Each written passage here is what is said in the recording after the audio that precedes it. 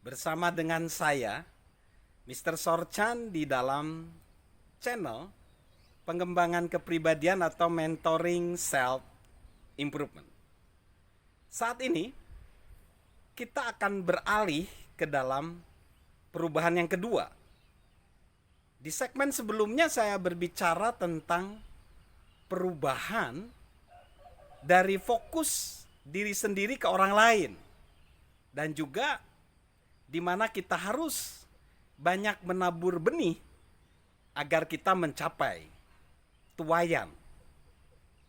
Nah, sekarang saya akan membawa guys semua, audiens saya, sahabat Mr. Sorchan, untuk masuk ke fokus yang kedua. Perubahan yang kedua.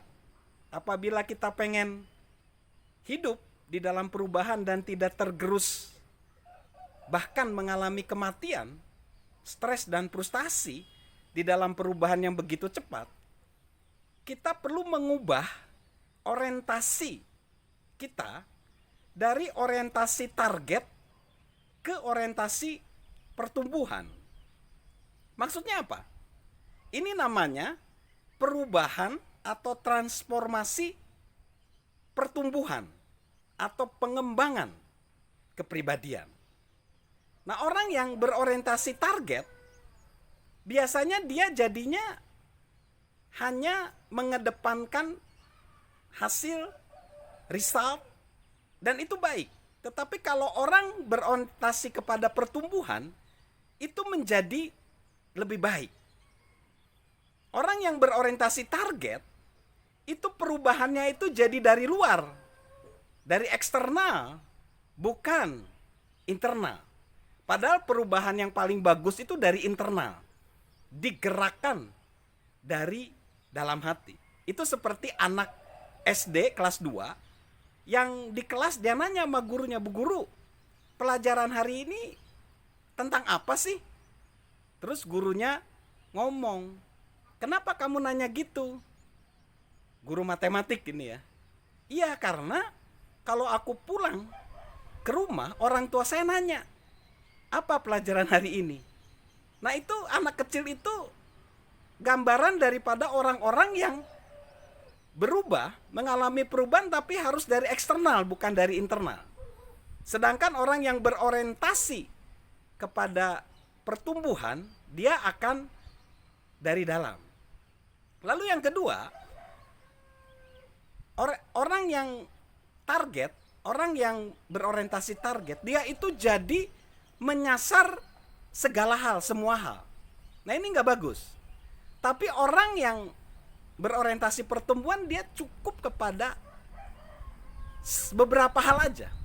Atau dia fokus kepada zona kekuatan dia. Jadi nggak semua hal, nggak semua dia lakukan, tetapi hanya fokus kepada area kekuatan dia sendiri. Seperti misalnya saya lebih suka tentang pengajaran, edukasi. Nah, itu zona kekuatan saya. Lalu saya suka tentang pengembangan diri, lalu mengembangkan orang lain, itu area di mana saya suka. Tetapi area-area lain saya nggak bisa, atau bukan nggak bisa, lebih berkata saya perlu tim.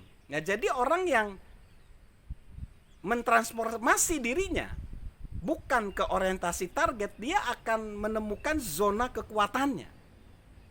Lalu orang yang berorientasi pertumbuhan, dia akan tidak hanya dibatasi waktu, atau waktunya nggak terbatas, tetapi malahan tak terbatas. Karena apa?